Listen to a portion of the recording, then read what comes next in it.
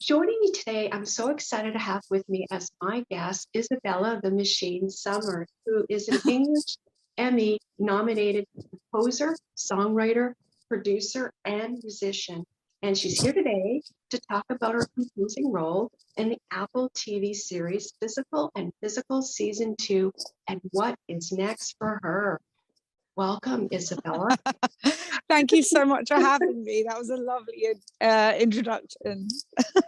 Yes. Well, you do so many things. Like, how do you maintain your stamina? Well, I mean, I don't drink booze, so that's probably the best one, because it means that I never have a hangover. So Yeah. I feel like that is one way of keeping in check.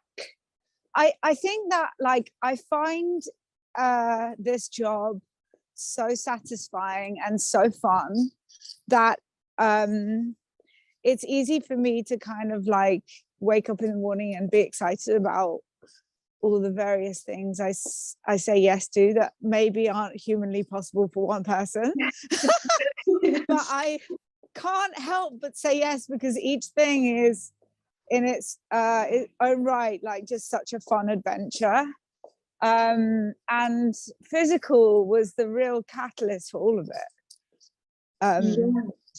It was the first one that I did by myself, and I got on with Annie, the showrunner, Annie Weisman, immediately, and she basically just made it so easy for me that, of course, when I then said yes to anything else, I was like, wait a second. Yes. Well, Annie's a dreamboat. Well, you have so much, you do so many, you have such a stellar career, Thank and you. you have to have a lot of stamina. So the show, Physical and 1 and 2 TV series was, that would attracted me to, because it's so physical, right? When I used to live in California, I sort of moved to California in the middle of my tour at one point, and I lived there for like 5 years straight, or 4 years really, and I used to go to Soul Cycle and I loved it. And then I came back to England, and then we had the pandemic, etc.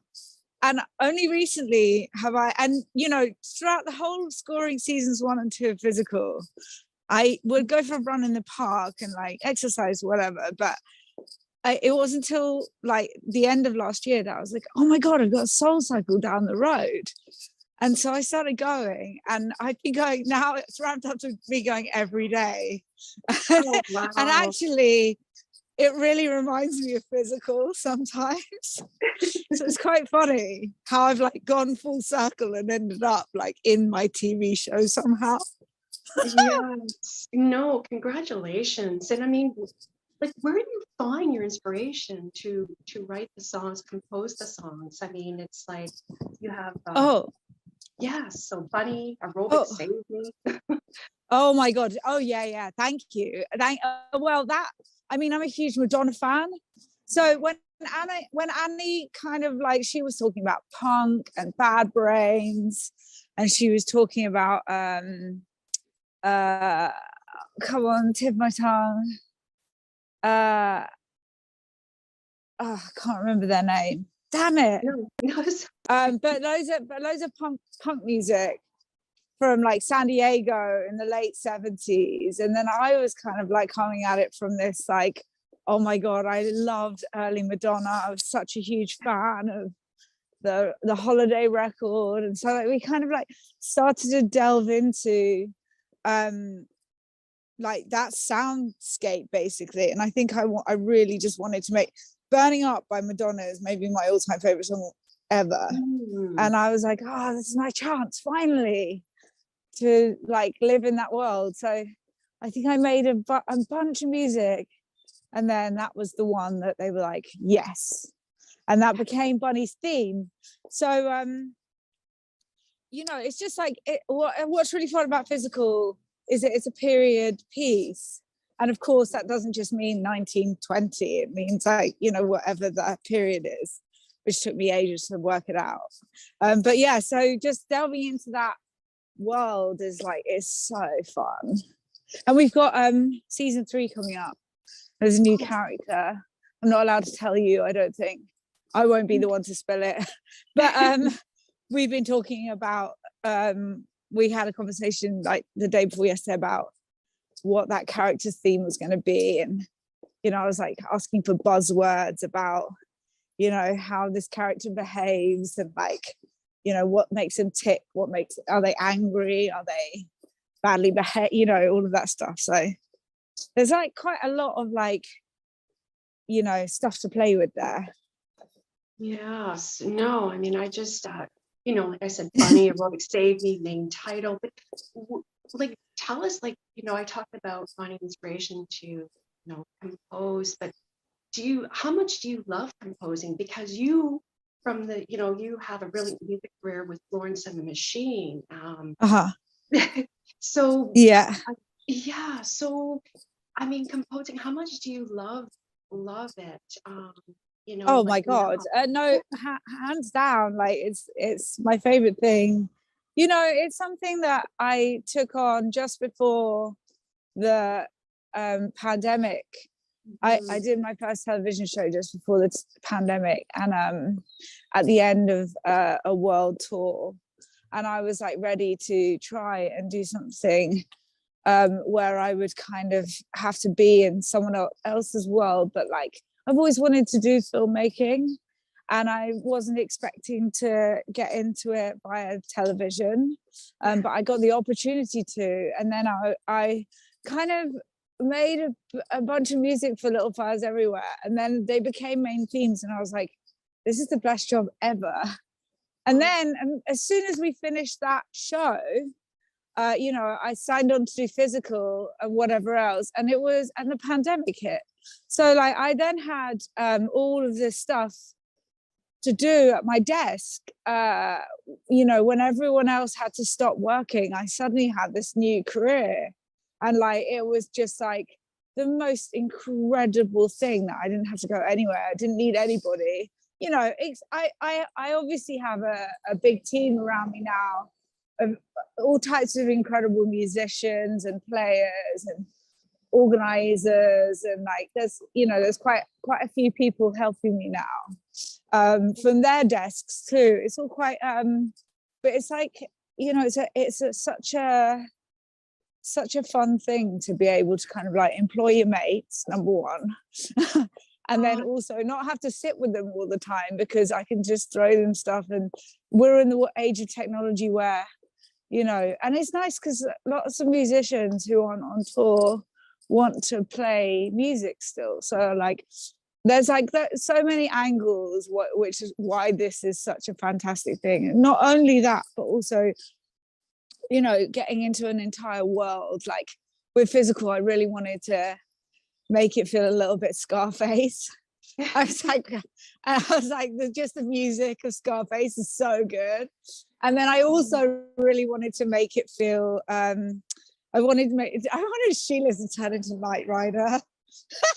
I still want that. So like, you know, just like there's so much. Yeah, it's just a great thing. And television has kind of given me such a backbone now to kind of like explore film, which is a whole different beast. And it's kind of like the opposite of doing TV. But I'm glad I did it this way around, because television is very systematic and like formulaic, and there's you know, you have to kind of like you all sit together in the beginning, you decide on a thing, you talk about where the music's going to go quite you know, quite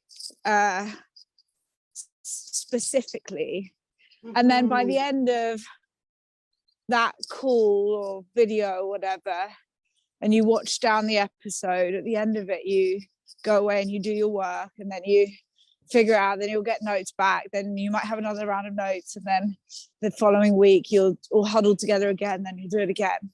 Whereas with film, it's a much more artistic way of doing stuff, and it's taken me a minute to give myself the formula again, if that makes sense. Because like with filmmaking, it's like, oh, you sit down and you have a conversation with the director, and really from that moment you're supposed to kind of like get into it. But for a couple of times I just sat there and waited for us to do our huddle online, and then like, you know, have this is the in, this is the out, here's how it goes. And it's like, nope, doesn't work quite like that with film. You have to kind of like to think of themes and characters and stuff like that. So it's a whole new adventure, which is super fun. Yeah, so you made such an impact. You're so inspirational for Yay! film. So I always said I wasn't a teacher, but I actually think I probably would be quite a good teacher. But I'm not a teacher.